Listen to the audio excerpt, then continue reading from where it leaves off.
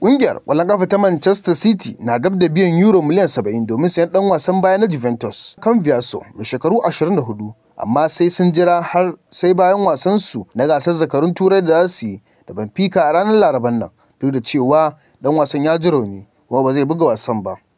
To anan ma ƙungiyar ƙwallon ƙafa ta Bayer Leverkusen ta janye sha'awarta na sayan ɗan wasan tsakiyar Manchester City, James McCarthy, yayin da take shirin ɗaukar Emiliano daga Aston Villa.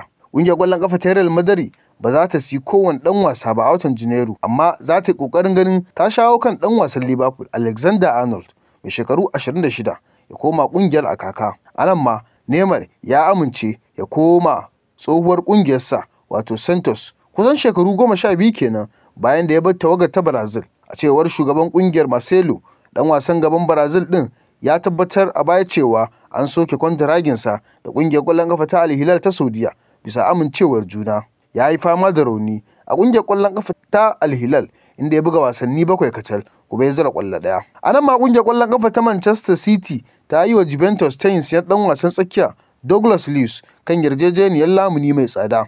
Ɗan wasan na Brazil ya kasance a kan wanda ƙungiyar ƙwallon ƙafa ta Manchester City take so a tsakanin shekarar 2017 zuwa shekarar 2019, amma bai samu damar koma ƙungiyar ba a wannan lokacin. Sai dai a yanzu ƙungiyar ta Manchester City ta dawo neman ɗaukar ɗan wasa Douglas Luiz.